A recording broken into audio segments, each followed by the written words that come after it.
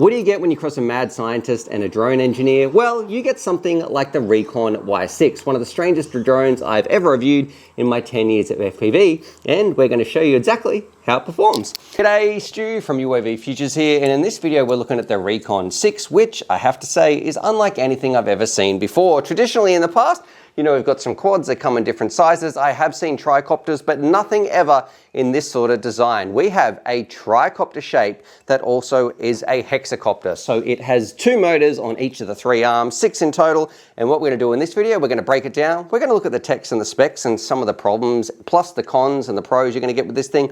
And then we're going out to the field, we're gonna catch up with Stickman Steve. We're gonna do some pretty cool night flying. Is that way darker than you would think? Some wing chasing as well, get some really cool footage and talk about, should you get this thing? Is this the way of the future, or are we much better suited to sticking to this tried, true and trusted measure of a 4-arm standard quad? So as a bit of an overview, you can see this is it right here. It is this standard tricopter shape, which we don't really use much nowadays in FPV, and it has 3 motors on the top and 3 motors underneath. That means there's going to be some specialized components on the inside, such as a 6-in-1 ESC, which is an absolute pain to try to track down the wiring diagram. And why do I need to know about that? Because when we reviewed the analog version, I needed to do a bit of pin mapping and find out exactly what was happening, because my analog version, it decided to flip out and sort of disappear from the sky. The return to home feature didn't work. This one was a huge pain. So me and Stickman Steve had a bit of trouble trying to get this one to work. That was an early prototype. I've had none of those issues since switching over to the Walk Snail or the later revision that they sent me right here. Some other features, of course, it's got GPS, like I mentioned, Walk Snail for some big, beautiful, nice crystal clear HD video. And then we're rocking ELRS on the front, and it is designed to do some long range cruising. Believe it or not, these are very light motors. Even though we've got 6 of them, they are, I think, 2004 motors at 1800 kV. I flew this thing around on like a lithium ion pack, so the amp draw is not too much, but all in all, it's kind of a crazy design. So what we're gonna do, we're gonna go out to the field, we're gonna fly it around. You're gonna see Stickman Steve almost crash it as well. You'll see him flying some wings. We'll chase it around, and then we'll come back to the bench because there's some important things I need to tell you. And if you're gonna get this drone, what can it do for you? Or are you much better suited to the standard, tried and trusted 4-blade quads we've got right there? So let's do it. Catch up with Stickman Steve, rip the REKON 6 around in 3, 2, 1. All right, this is kind of take number 2. Steve, we've tested it out before. The first one had some gremlins and we lost it out there. We are back. We've got a different version. We've got Walk Snail in it. We're going to fly it around. This time you actually get a flight because I know you've been pretty excited. Yeah. And we have some pretty cool footage as well. So we're going to see if we can chase Steve's wing, get some LEDs up in the air and see how well this performs. All right, let's do it. Oh, and the kids have got home to watch the drone fly. All right, let's fly this around. Test hover. I'm definitely standing back. Yeah, I am standing back on this one. No, you stay there. I'm standing behind you. I'm worried. Okay. Okay, we look good. All right. Are you ready? You mate. You remember what happened to the last one? I do.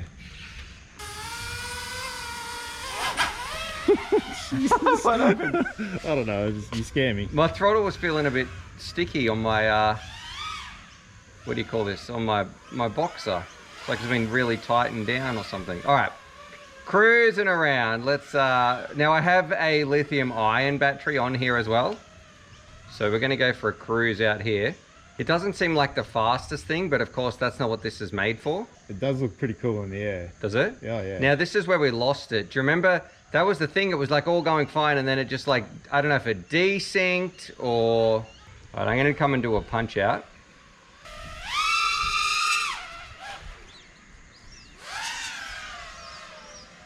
All right, so it doesn't feel like it has the most gusto. We've scared a few birds around here. Oh, I can hear those flitters. Did you hear that? Yeah, big time. Let's go for a cruise. I'm feeling a little bit more comfortable, but only in terms of range and voltage. As far as actual craft and maneuvers and those sorts of things, it feels like it's working really hard to get those results. It actually sounds like it's working quite hard too. Yeah, like it's sort of screaming, but not in a good way. No. Like it's struggling a little bit. And look, we do have a big battery on here. The battery is absolutely massive. So we have a 4,000 milliamp hour battery on here. So that's to give people an idea of just how large and long range we might be able to do with this thing. Hey, this doesn't seem like a freestyle rig at all, but it's not marketed for that, and I'm okay with that. And it's definitely not a racer either.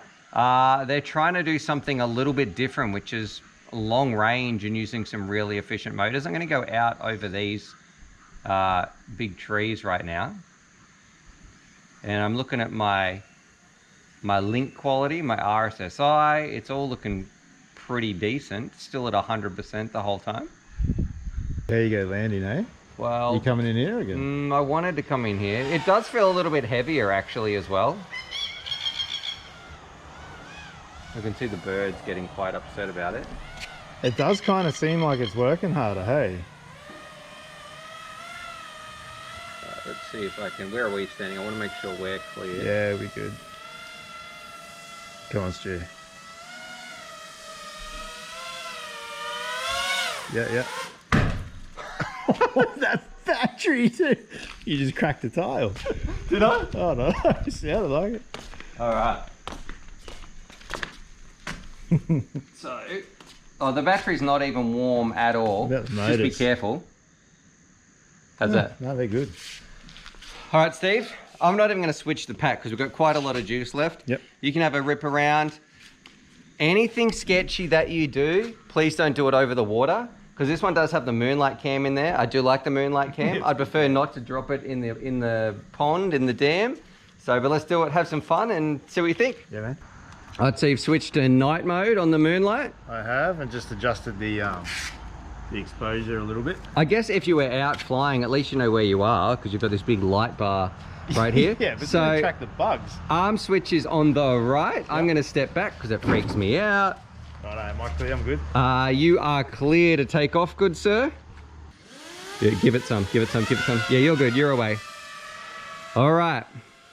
Hey, good GPS lock. Oh, you got GPS on yours? Yep. I've sort of just plugged it in and took off without it. So that's probably going to be, that's never advisable on a long range mission, but I wanted to test the flight characteristics of the craft.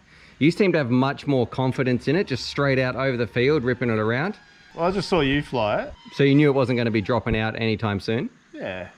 I'm just seeing how it goes, like free falling down with only the one set of motors at the back, you know what I mean? Yep.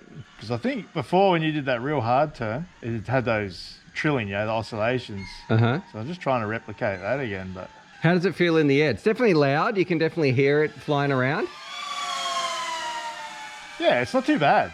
Honestly, it surprises me with that one set of rotors at the back. Mm-hmm. The way it does turn in the air. You'd think it would sort of wash out maybe on the yaw a little bit. Yep. But, no, it's fine. What's your voltage at? 3.6 per cell, 21.7. All right, yeah. So, and also too, because these are lithium ion, we got batteries for days, really. Yeah, what do they go down to 3.3 or something? Yep. Copy. Yeah, no, it tracks fine. Why do you say not over the water, Steve? Because I don't want to crash this thing. Oh, I think it's because of what happened last time. We almost lost it. Oh, this thing, yeah. Yeah. That was it. Remember we jumped the fence and everything like that? That was quite a while. I can't remember what we're trying to do. I think I hit GPS, return to home. No, actually, no, it just went, it just actually desynced. And then the GPS decided it wanted to fly back to China. So, yeah, yes, that's we right. definitely, now we've had some experience. I would be setting that up myself. Look, it's nice and smooth. It is very loud, much louder than I thought it was going to be, but I mean, it's got 6 props on there. Yeah, so this is like a hexacopter in a tri formation. So have you ever flown a hexacopter before? No. Have you ever flown a tricopter before? No. How would you explain this to a viewer who's looking at getting something a little bit different? How does it feel? What do you like? What do you don't like about it? Honestly, if you just put the goggles on and you hadn't seen the craft, I'd be struggling, like just cruising, I'd be struggling to tell. Yep.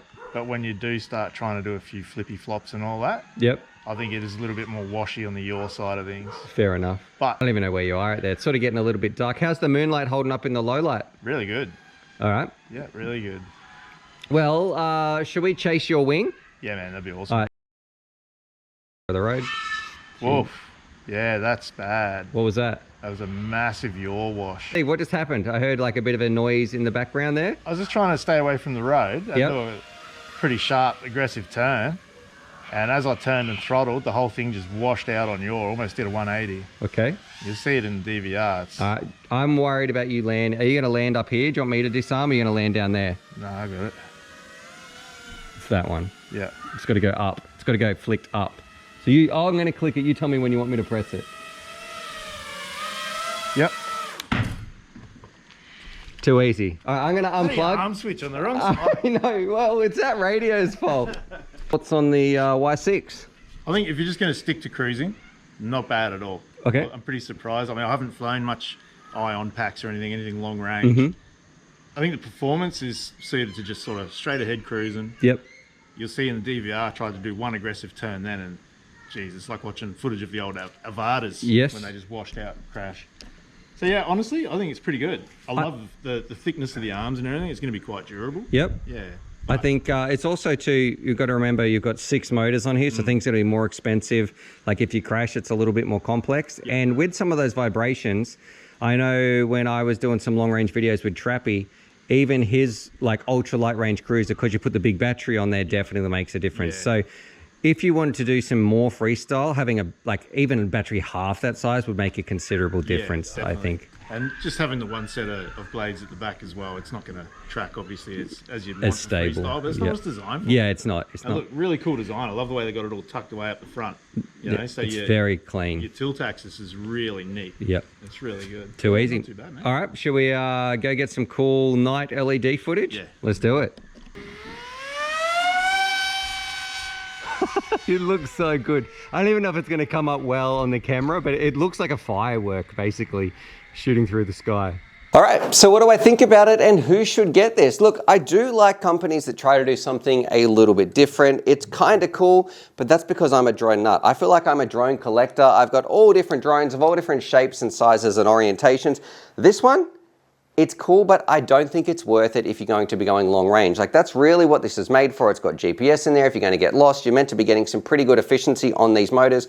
Even though there's 6 of them, it is going to draw a little bit of current, but I don't think it's better than if you wanted to do that with just something like a really light little four-arm standard quad that you're going to be flying around. This, it's just sort of like a mad scientist's idea. It's okay. It's not going to be my recommendation of choice if you want to do some long range, and it leaves it in a really, really awkward space, which is kind of a pretty small market for people who want to get it. Of course, with 6 motors, that means there's 6 things that can go wrong. I did run into a few little desyncs issues as well. So one of the things with like a tricopter shape is if you're trying to fly backwards or sideways, and you would have seen this in some of the footage, it can't track its target very well. So it's going to get a little bit of desync, or it's going to fall out of the sky. You saw that in the footage. It was really, really hard to sort of get those chasing, sliding shots. And for the price, like those extra motors, those extra arms, a 6-in-1 ESC, it's going to make the cost a little bit higher as well. So my recommendation is, if you're going to do long range, there's some other options out there. And really, if you're a collector who wants kind of just a cool, something different to fly around, well then I think this is who this is going to be suited for. But I've got to say, hats off to HG LRC. I'm all up for companies trying something a little bit different. I've seen thousands of standard quads. This is the first time I've ever seen a hexacopter in a tricopter shape. And I'd love to know what you guys think. Would you get this? What would make this better? Or do you think we're better off just sticking to some of those ones? How is it? How's the light? How's the footage? It's starting to get really grainy. All right. Do you want to bring it in? Yeah, I think I should. Let's see how your landing goes. So remember... I see the power lines. Okay. You go over and that's going to hit him. Oof. Bro, that's like at... Okay, now cut throttle. Just glide it in. You got it. Glide it in. Glide it in. Hey! Oh, yeah. Look how... Jesus! Yeah, well, is that way darker than you were thinking? Oh, Like the camera makes it look so different. Yeah, you can